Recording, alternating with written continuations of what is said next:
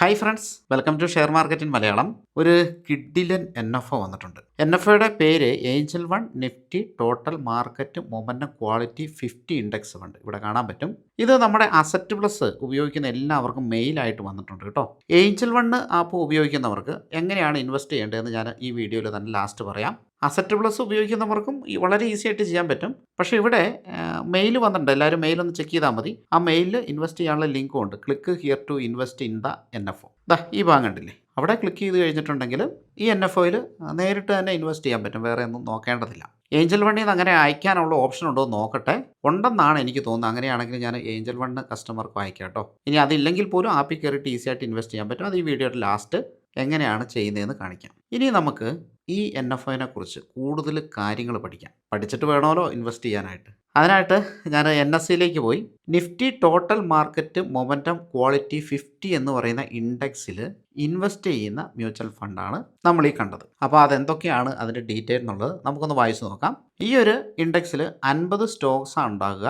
50 സ്റ്റോക്സിൻ്റെ portfolio. ആ സ്റ്റോക്കുകൾ എങ്ങനെയാണ് തിരഞ്ഞെടുക്കുന്നതെന്ന് നോക്കി കഴിഞ്ഞിട്ടുണ്ടെങ്കിൽ ഒന്ന് മൊമെന്റം ബേസ് ചെയ്തിട്ടും മൊമെന്റം സ്കോർ ഉപയോഗിച്ചിട്ടും. മൊമെന്റം എന്ന് പറഞ്ഞാൽ അറിയാലോ, മുകളിലേക്ക് പോകുന്ന സ്റ്റോക്കുകൾ, അതിനൊരു സ്കോറുണ്ട്. ആ മൊമെന്റം സ്കോർ ഉപയോഗിച്ചിട്ടും ക്വാളിറ്റി ഉപയോഗിച്ചിട്ടും നല്ല കമ്പനികളും ആയിരിക്കണം. മൊമെന്റം ഉണ്ടാവണം, അതുപോലെ തന്നെ ക്വാളിറ്റി സ്കോറും കൂടെ നോക്കുന്നുണ്ട്. മൊമെന്റം സ്കോറും നോക്കുന്നുണ്ട്, ക്വാളിറ്റി സ്കോറും നോക്കുന്നുണ്ട്. അപ്പോൾ ഈ രണ്ട് സംഭവങ്ങളും നോക്കിയിട്ടാണ്. ക്വാളിറ്റിയിൽ ഒരു സംഭവമാണ് ROE, റിട്ടേൺ ഓൺ ഇക്വിറ്റി, അറിയാലോ. അപ്പോൾ ആ സംഭവങ്ങളൊക്കെ നോക്കിയിട്ടാണ് ഈ 50 കമ്പനികൾ തിരഞ്ഞെടുക്കുക. പിന്നെ ഡെപ്റ്റ് ടു ഇക്വിറ്റി റേഷ്യോ നോക്കുന്നുണ്ട്, EPS നോക്കുന്നുണ്ട്, ഏണിംഗ് പെർ ഷെയർ, വോളറ്റിലിറ്റി നോക്കുന്നുണ്ട്.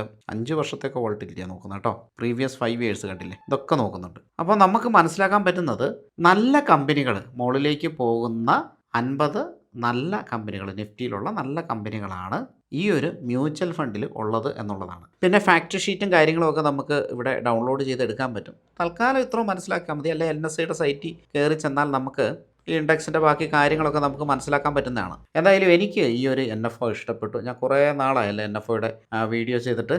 ഇഷ്ടപ്പെട്ടത് വരാത്തത് കൊണ്ടാണ്. എനിക്ക് ഈ ഒരു NFO ഭയങ്കര ഇഷ്ടപ്പെട്ടു.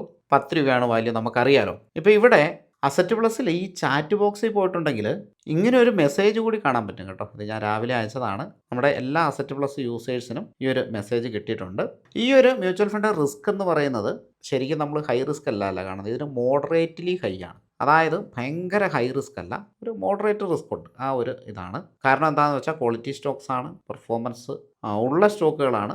സോ നല്ലതാണ്. അപ്പോൾ 3 NFOs ആണ് ഇപ്പോൾ അവൈലബിൾ ഉള്ളത്. ഒന്ന് മിഡ് ക്യാപ്പ് 150 ഇൻഡെക്സ് ഫണ്ട്. അത് നമ്മുടെ ഇൻവെസ്റ്റേഴ്സിനൊക്കെ ഈ മിഡ് ക്യാപ്പ് ഇൻഡെക്സിലോ അല്ലെങ്കിൽ മിഡ് ക്യാപ്പ് കമ്പനികളിലോ മറ്റ് മ്യൂച്വൽ ഫണ്ടിലോ ഇൻവെസ്റ്റ്മെൻറ്റ് ഉണ്ടാവാം. എനിക്ക് നല്ല രീതിയിലുണ്ട്. ഞാൻ പല നല്ല മ്യൂച്വൽ ഫണ്ടിലോ പറഞ്ഞു കൊടുത്തിട്ടുണ്ടായിരുന്നു. പിന്നെ LICD ആണ് mutual fund consumption fund growth.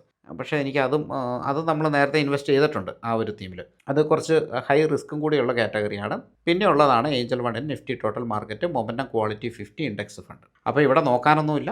ഈ ഒരു ഇൻഡെക്സിൽ അധികം ആരും ഇൻവെസ്റ്റും ചെയ്തിട്ടുണ്ടാവില്ല. മാർക്കറ്റ് ഇങ്ങനെ മുകളിലേക്ക് പോകുമ്പോൾ പുതിയ പുതിയ തീമുകളൊക്കെ ഇങ്ങനെ വന്നുകൊണ്ടിരിക്കും, പോപ്പുലർ ആയിക്കൊണ്ടിരിക്കും. വളരെ നല്ല കാര്യമാണ്. ഏഞ്ചൽ വണ്ണിൻ്റെ തന്നെ ടോട്ടൽ മാർക്കറ്റ് ഇൻഡെക്സ് ഫണ്ട് മറ്റൊരു ഫണ്ടുണ്ട്. അത് നമ്മൾ ഓൾറെഡി ഇൻവെസ്റ്റ് ചെയ്തിട്ടുണ്ട്. ഞാൻ അതിനെപ്പറ്റി പറഞ്ഞിട്ടുണ്ടായിരുന്നു. അത് കുറേ നാൾ മുമ്പ് വന്നതാണ്. അത് നല്ല പെർഫോമൻസുമാണ്, കുഴപ്പമില്ല. അപ്പോൾ അതിലെ തന്നെ 50 ക്വാളിറ്റി കമ്പനിയിൽ ഇൻവെസ്റ്റ് ചെയ്യുക എന്നുള്ളത് നല്ല കാര്യമായിട്ട് എനിക്ക് തോന്നി. പിന്നെ click here to invest in the NFO, അതിൽ നമുക്ക് നോക്കാം. നേരെ ആപ്പിലേക്ക് പോകുന്നുണ്ട്.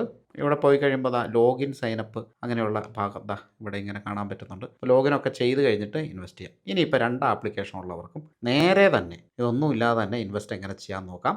ഏഞ്ചൽ വൺ യൂസേഴ്സിന് എങ്ങനെ ഈ NFOയിൽ ഇൻവെസ്റ്റ് ചെയ്യാൻ നോക്കാം. അതിനായിട്ട് ആപ്ലിക്കേഷൻ തുറക്കുക. ഇനി താഴേക്ക് സ്ക്രോൾ ചെയ്യാം. അതിപ്പോൾ താഴേക്കാണ് സ്ക്രോൾ ചെയ്തിരിക്കുന്നത്. അപ്പോൾ മോളിലേക്ക് സ്ക്രോൾ ചെയ്യും. അപ്പോൾ ഇവിടെ നമുക്ക് കാണാൻ പറ്റില്ല. അതിന് കാരണം ഇവിടെ സ്റ്റോക്സ് എന്ന് പറയുന്ന ഓപ്ഷനിലാണ് നിൽക്കുന്നത്. താഴെ ഹോമിലാണ്, നോർമലി തുറക്കുമ്പോൾ അങ്ങനെയായിരിക്കും. മുകളിൽ സ്റ്റോക്സിലാണ് നിൽക്കുന്നത്. പിന്നെ F&O ഉണ്ട്, പിന്നെ മ്യൂച്വൽ ഫണ്ട്സ് ഉണ്ട്. അപ്പോൾ ഈ മ്യൂച്വൽ ഫണ്ട് എന്ന ഭാഗത്ത് ക്ലിക്ക് ചെയ്യണം. ഇവിടെ ക്ലിക്ക് ചെയ്യണം. ഇനി നമ്മൾ താഴേക്ക് സ്ക്രോൾ ചെയ്യാം. ഇവിടെ കണ്ടു Angel One Nifty total market momentum quality 50 index fund നമുക്കിവിടെ കാണാൻ പറ്റും. ഏഞ്ചൽ വണ്ണിൻ്റെ മറ്റ് ഫണ്ടുകളും നമുക്കിവിടെ കാണാൻ പറ്റും. അപ്പോൾ നമ്മൾ എന്ത് ചെയ്യുക, ഇതിൽ ഒന്ന് ക്ലിക്ക് ചെയ്യുക. നേരെ കണ്ടില്ലേ ഇൻവെസ്റ്റ് നൗ എന്ന് കണ്ടില്ലേ, അവിടെ നേരെ ഇൻവെസ്റ്റ് നൗവിൽ ക്ലിക്ക് ചെയ്യുക. എമൗണ്ട് ടൈപ്പ് ചെയ്ത് കൊടുക്കുക, ഇൻവെസ്റ്റ് ചെയ്യുക. വളരെ സിമ്പിളാണ്. ഇതിപ്പോൾ SIP ആണ്.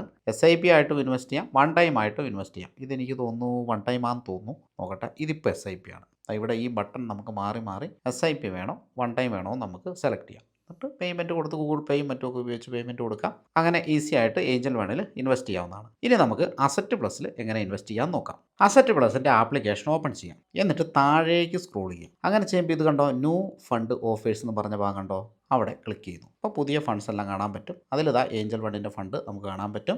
നേരെ അതിൽ ക്ലിക്ക് ചെയ്യുന്നു. ഡോക്യുമെൻറ്റ് കാര്യങ്ങളൊക്കെ നമുക്ക് ഡൗൺലോഡ് ചെയ്തെടുക്കണമെങ്കിൽ ഇവിടെ ക്ലിക്ക് ഹിയർ കൊടുത്തിട്ട് ഡൗൺലോഡ് ചെയ്തെടുക്കാൻ പറ്റും. ഞാൻ ഒന്ന് ക്ലിക്ക് ചെയ്യാം. ഇപ്പോൾ ആ ഡോക്യുമെൻറ്റ് കാര്യങ്ങളൊക്കെ വന്നിട്ടുണ്ട്. നമുക്കിതൊക്കെ വായിച്ച് നോക്കാവുന്നതാണ് കേട്ടോ. അപ്പോൾ വായിച്ച് നോക്കുന്നവർക്ക് അത് വായിച്ച് നോക്കാം. ഒരുപാട് പേജസ് ഉണ്ട്, 55 പേജോളം കാണുന്നുണ്ട്. എന്തായാലും നമുക്കതിപ്പോൾ ഇവിടെ സ്കിപ്പ് ചെയ്യാം. ഇനിയിപ്പോൾ ഇൻവെസ്റ്റ് ചെയ്യാനായിട്ട് നേരെ ഈ ഫണ്ടിൻ്റെ മുകളിൽ ഒന്ന് ക്ലിക്ക് ചെയ്യാം. ഒന്നും കൂടെ ഞാൻ ബാക്ക് അടിക്കുന്നു.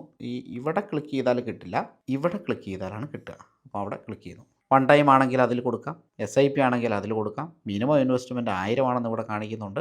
പുതിയ ഫണ്ടാണ്, അപ്പോൾ അത് ഓർത്തിരിക്കുക. ഇത് നമ്മുടെ പോർട്ട്ഫോളിയോയിലേക്ക് വരാനായിട്ട് കുറച്ച് സമയമെടുക്കും. അതാ ലിസ്റ്റ് വായിച്ച് നോക്കാൻ നമുക്ക് അറിയാൻ പറ്റും. ഓൾറെഡി 11 ദിവസത്തേക്ക് ഇനി ഇൻവെസ്റ്റ് ചെയ്യാൻ പറ്റും. 11 ദിവസം കഴിഞ്ഞാൽ പിന്നെ ഈ ഫണ്ട് ലിസ്റ്റ് ആയതിനു ശേഷമാണ് നമുക്ക് ഇൻവെസ്റ്റ് ചെയ്യാനായിട്ട് പറ്റുള്ളൂ. ലിസ്റ്റ് ആയി കഴിഞ്ഞിട്ട് ഇൻവെസ്റ്റ് ചെയ്യാം കേട്ടോ. ലിസ്റ്റ് ആകുന്ന എമൗണ്ട് എന്ന് പറയുന്നത് 10 രൂപയാണ്.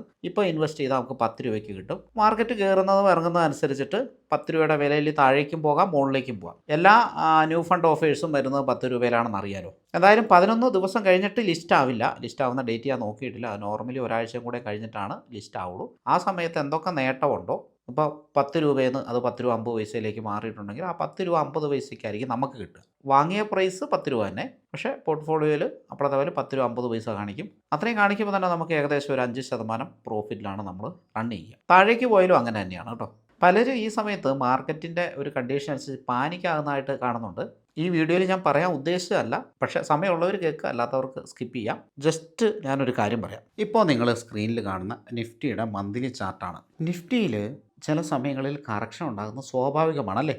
ഇവിടെ ഇത് കോവിഡിൻ്റെ കറക്ഷനാണ്. ഇതൊക്കെ എന്ത് പെട്ടെന്നാണ് ഫാസ്റ്റായിട്ട് റിക്കവർ ആയിപ്പോയി. ഇത് ഒരു കറക്ഷനാണ്, ഇത് കറക്ഷനാണ്, ഇത് കറക്ഷനാണ്. ഇവിടെയൊക്കെ സൈഡ് വേസ് നിഫ്റ്റി ഒരുപാട് നാൾ, ഒരു പക്ഷേ ഒരു വർഷത്തിന് മുകളിലൊക്കെ സൈഡ് വേസ് നിഫ്റ്റി ഇവിടുന്ന് കളിച്ചിട്ടുണ്ട്. നമുക്കിവിടെ കാണാൻ പറ്റും. ഈ ഒരു ഭാഗത്ത് താഴേക്ക് പോയിട്ട് സൈഡ് വേസ് കളിച്ചിട്ടുണ്ട്. ഇവിടെ നിന്നാണ് ഒരു ഷാർപ്പ് റിക്കവറി എന്ന് പറഞ്ഞ ഒരു ഷാർപ്പ് ഡൗൺ നിഫ്റ്റിയിൽ വന്നിരിക്കുന്നത്. ഇത് ലാസ്റ്റ് വന്നിരിക്കുന്നതാണ്. ഈ ലാസ്റ്റ് മാത്രമല്ല, ഇതിന് മുമ്പും നമ്മുടെ മാർക്കറ്റ് താഴേക്ക് പോയിട്ടുണ്ട്, സൈഡ് വൈസ് നടന്നിട്ടുണ്ട്. നല്ല ശക്തിയോടുകൂടി മുന്നോട്ട് പോകണമെങ്കിൽ മാർക്കറ്റിനാണെങ്കിലും ഒന്ന് പുറകോട്ട് പോയേ പറ്റൂ. കാരണം ഇത് വെറും ഒരു ഗ്രാഫല്ല. ശരിക്കും പറഞ്ഞാൽ ഇന്ത്യയുടെ ഒരു എക്കണോമിനെയൊക്കെ പ്രതിനിധീകരിക്കുന്ന ഗ്രാഫാണ്. ഇത് വെറും ക്യാൻഡിൽസ്റ്റിക്ക് മാത്രമല്ല, ഇതെല്ലാം കമ്പനികളാണ്. ഈ കാണുന്ന ഇന്ത്യയിലെ ടോപ്പ് 50 കമ്പനികളാണ്. പക്ഷേ നമ്മുടെ ടോട്ടൽ മാർക്കറ്റ് എന്ന് പറയുന്നത് അതിനെ കഴിഞ്ഞ് നോക്കി എത്രയോ കമ്പനികളല്ലേ, 10, 3000, 4000 കമ്പനികൾ ലിസ്റ്റായിട്ടുള്ള സ്ഥലമാണ് ഇന്ത്യൻ സ്റ്റോക്ക് മാർക്കറ്റ് എന്ന് പറയുന്നത്. ഇത് നമ്മൾ ഓൺലി 50 കമ്പനികൾ മാത്രമേ കാണുന്നുള്ളൂ. ഏറ്റവും കുറവ് പെർഫോമൻസ് കിട്ടുന്നത് എനിക്ക് തോന്നുന്നു ഈ നിഫ്റ്റിയിലാണെന്ന് തോന്നുന്നു. അത് പറയാൻ കാരണം നിഫ്റ്റിയിലെ കമ്പനികൾ നമുക്ക് റിലയൻസും HUL-ഉം ഇൻഫിയും TCS-ഉം അങ്ങനെ വമ്പൻ കമ്പനികളാണ് ഉള്ളത് അല്ലേ. അവരൊക്കെ ഓൾറെഡി വലുതായതുകൊണ്ട് തന്നെ ഭയങ്കര ഗ്രോത്ത് ആ കമ്പനികൾ കാഴ്ചവെക്കുന്നില്ല. എന്നാൽ ചെറിയ കമ്പനികളും മിഡ് ക്യാപ്പ് കമ്പനികളും ഒക്കെ ഭയങ്കര ഗ്രോത്തും കാര്യങ്ങളും കാഴ്ചവെക്കുന്നുണ്ട്. ആ ഒരു പ്രോസ്പെക്റ്റിൽ ഞാൻ പറഞ്ഞതേ ഉള്ളൂ. നിഫ്റ്റി 50 ഇൻഡെക്സ് മോശമാണെന്നല്ല പറഞ്ഞത്. അതിനെ കഴിഞ്ഞും നല്ല പെർഫോമൻസ് കാഴ്ചവെക്കുന്ന ഇൻഡെക്സുകളുണ്ട്. നമുക്ക് സ്മോൾ ക്യാപ്പ് തന്നെ നോക്കി അറിയാലോ. ഇപ്പോൾ പെർഫോം ചെയ്യുന്നില്ലെന്നേ ഉള്ളൂ. സ്മോൾ ക്യാപ്പും മിഡ് ക്യാപ്പും ഒക്കെ ഇതിനെ കഴിഞ്ഞൊക്കെ എത്രയോ കൂടിയ റിട്ടേൺ ആണ് നമുക്ക് തന്നിട്ടുള്ളത്. കുറച്ച് മാർക്കറ്റ് താഴേക്ക് പോകുമ്പം ആളുകൾ അതൊരു അനുഗ്രഹമായിട്ട് കാണുന്നില്ല. ഞാനതങ്ങനെയാണ് കാണുന്നത്. കാരണം മാർക്കറ്റ് ഈ സമയത്തൊക്കെ താഴേക്ക് പോയപ്പം ഇൻവെസ്റ്റ് ചെയ്തിട്ടുള്ളത് കൊണ്ടാണ് നമുക്ക് നല്ല റിട്ടേൺ കിട്ടിയിട്ടുള്ളത്. അതായത് നമ്മൾ മനസ്സിലാക്കേണ്ട കാര്യം, സ്റ്റോക്ക് മാർക്കറ്റ് താഴേക്ക് പോകും, അത് താഴേക്ക് പോയേ പറ്റൂ. മാർക്കറ്റ് താഴേക്ക് പോകുമ്പോൾ ഒരുപാട് പേര് അതിൽ നിന്ന് പാനിക്കായിട്ട് പുറത്തു പോകും. അതായത് അവർ അവരുടെ കയ്യിലുള്ള സ്റ്റോക്കുകളൊക്കെ വിറ്റ്, മ്യൂച്വൽ ഫണ്ടൊക്കെ വിറ്റ് പുറത്തു പോകും. അപ്പോൾ ഇതാരാ വാങ്ങിക്കുന്നത്? ഇതാരെങ്കിലും വാങ്ങിക്കണമല്ലോ. ഒരാൾ വാങ്ങിച്ചാലാണല്ലോ ഒരാൾക്ക് വിൽക്കാൻ പറ്റുള്ളൂ. അല്ലെങ്കിൽ ഒരാൾക്ക് വിൽക്കണമെങ്കിൽ ആ സാധനം മറ്റൊരാൾ വാങ്ങിക്കണമല്ലോ, എന്നാലല്ലേ അവിടെ ഒരു ട്രേഡ് നടക്കുള്ളൂ. ഇത് എത്ര താഴേക്ക് പോയാലും അവിടെ ഒരു വാങ്ങൽ നടക്കുന്നുണ്ട്. വിൽക്കുന്ന ആൾ വീക്ക് ഹാൻഡ്സും വാങ്ങുന്ന ആൾ സ്ട്രോങ് ഹാൻഡ്സുമാണ്. നമ്മുടെ സ്റ്റോക്ക് മാർക്കറ്റിൽ ഇൻവെസ്റ്റ് ചെയ്തിരിക്കുന്ന 90% മണിയും വന്നിരിക്കുന്നത് HNIs ആയിട്ടുള്ള ഇൻസ്റ്റിറ്റ്യൂഷൻസ് ആയിട്ടുള്ള 10% ആളുകളിൽ നിന്നാണ്. 10% എന്ന് പറയുമ്പോൾ അത് കമ്പനികളും പെടും കേട്ടോ.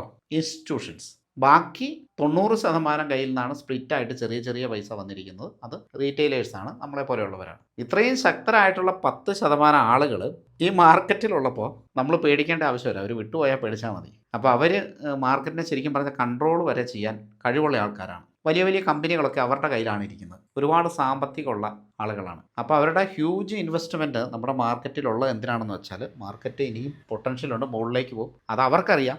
അവർക്കത് നിയന്ത്രിക്കാനും ഒരുപക്ഷെ പറ്റും. അതുകൊണ്ടാണ് ഇത്രയും വലിയ ഇൻവെസ്റ്റ്മെൻറ്റ് വലിയ സമ്പന്നരിൽ നിന്ന്, അത് ഇന്ത്യക്ക് അകത്തുള്ളവരുമുണ്ട്, ഇന്ത്യക്ക് പുറത്തുള്ളവരുമുണ്ട്, ഇന്ത്യൻ മാർക്കറ്റിൽ വന്നിരിക്കുന്നതും ഇപ്പോഴും അതുള്ളതും. ഇതൊന്നും അറിയാതെയാണ് റീറ്റെയിലേഴ്സ് പാനിക്കാകുന്നത്. അപ്പോൾ അവിടെ പാനിക്കേണ്ട കാര്യമൊന്നുമില്ല. നമ്മുടെ ആ ബീറിഷ് മാർക്കറ്റിൻ്റെ ആ ഒരു സംഭവം കഴിയാൻ പോവുകയാണ്. ഇപ്പോൾ ഇവിടെ ഇത് താഴേക്ക് വന്നത് നിങ്ങൾക്ക് കാണാൻ പറ്റും. താഴേക്ക് വന്നിട്ട് കുറേ മാസങ്ങൾ മാർക്കറ്റ് താഴേക്ക് വന്നിട്ട് അത് കഴിഞ്ഞ് മുകളിലേക്ക് പോയി. അത് കഴിഞ്ഞിട്ട് പിന്നീടുള്ള കറക്ഷൻസ് നോക്കുക. ഇവിടെ എത്ര മാസമാണ് ഈ മാർക്കറ്റ് താഴേക്ക് വന്നിരിക്കുന്നത്? 5 മാസം കണ്ടിന്യൂസ് ആയിട്ട് ഇന്ത്യൻ സ്റ്റോക്ക് മാർക്കറ്റ് താഴേക്ക് വന്നിട്ട്, ഇത് മന്ത്ലി ചാർട്ടാണ് കേട്ടോ, നിങ്ങൾ കാണുന്ന ഓരോ ക്യാൻഡിലും ഓരോ മാസമാണ്. അപ്പോൾ 5 മാസം കണ്ടിന്യൂസ് താഴേക്ക് വന്നതിന് ശേഷം 6ാമത്തെ മാസം ഒരു വൈറ്റ് ക്യാൻഡിലാണ്, അതായത് ഒരു ഗ്രീൻ ക്യാൻഡിലാണ് ഇവിടെ ഉണ്ടായിരിക്കുന്നത്. ഇതിപ്പോൾ വൈറ്റ് കളർ കാണിക്കുന്നേ ഉള്ളൂ. ശരിക്കും വൈറ്റും ഗ്രീനും നമ്മുടെ ക്യാൻഡിസ്റ്റിക്കിൽ ഒരേ സിമ്പിളാണ്, ബുള്ളിഷ് സിമ്പിളാണ് ഡിനോട്ട് ചെയ്യുന്നത്. അത് കഴിഞ്ഞിട്ട് കണ്ടിന്യൂസ് 4 മാസം ഗ്രീൻ ക്യാൻഡിൽ വന്നു. പിന്നീടുള്ള കറക്ഷൻ 2 മാസമാണ്. ഇവിടെ നോക്കുക. പിന്നീട് 2 മാസം റെഡ് ക്യാൻഡിൽ വന്നിട്ട് പിന്നീട് 2 മാസം ഗ്രീൻ ക്യാൻഡിൽ വന്നു. ഇനിയുള്ള കറക്ഷൻ ഈ ഒരു 2 മാസം പോലും നിൽക്കില്ല എന്നാണ് ഞാൻ പ്രതീക്ഷിക്കുന്നത്. കാരണം മുകളിലേക്ക് പോകുന്തോറും കറക്ഷൻ കുറഞ്ഞു വരുന്നത്, അതിൻ്റെ വീക്ക്നെസ് കുറഞ്ഞു, സ്ട്രെങ്ത്ത് അക്വയർ ചെയ്യുകയാണ് എന്നാണ് നമുക്ക് മനസ്സിലാക്കാൻ സാധിക്കും. സാധാരണ അങ്ങനെയാണ്. ഇവിടെയൊക്കെ കണ്ടില്ലേ, മുകളിലേക്ക് പോയിട്ട് റെഡ് ക്യാൻഡിലൊക്കെ വളരെ കുറവ് വരുമ്പോൾ മുകളിലേക്കുള്ള മൊമെൻ്റ് അവസാനിച്ചിട്ടില്ല, ചെറിയൊരു പോസ് എടുക്കുകയാണ് എന്ന് മാത്രമേ അർത്ഥമുള്ളൂ. ഇവിടെയൊക്കെ കണ്ടില്ലേ. സോ ഞാനും പ്രതീക്ഷിക്കുന്നു അതുപോലുള്ള ഒരു റാലി ഇനി വരാനിരിക്കുന്നതേ ഉള്ളൂ. അപ്പോൾ അത് ഞാൻ ഇതിൻ്റെ കൂടെ പറയണമെന്ന് വിചാരിച്ചതല്ല, എന്നാലും പറഞ്ഞതാണ്. മാർക്കറ്റിൽ കറക്ഷൻ വരുന്നത് നമ്മൾ പേടിക്കേണ്ട ആവശ്യമില്ല. അത് അവസരങ്ങളായിട്ട് എടുക്കുന്നവരാണ് ഇൻസ്റ്റിറ്റ്യൂഷൻസ്. അവരാണ് മാർക്കറ്റിൽ വിജയിച്ചിട്ടുള്ളൂ. ഇപ്പോൾ റീറ്റെയിലേഴ്സിന് പേടിയും കാര്യങ്ങളും ഒക്കെ ആയതുകൊണ്ട് അവരവിടെ പാനിക്കാവുന്നു. പിന്നെ അവരെ പാനിക്കാക്കാനായിട്ട് മീഡിയ ഒക്കെ ശ്രമിക്കും. ഇതൊക്കെ ഒരു അജണ്ടയുടെ ഭാഗമാണ്, അങ്ങനെ കണക്കാക്കിയാൽ മതി. നമ്മളവിടെ അങ്ങനെ പേടിക്കോ കാര്യങ്ങളോ ഒന്നും വേണ്ട. വലിയൊരു ബുൾ റാലിക്ക് ഇന്ത്യൻ മാർക്കറ്റ് തയ്യാറെടുക്കുന്നു എന്നാണ് എനിക്ക് മനസ്സിലാക്കാൻ കഴിഞ്ഞത്.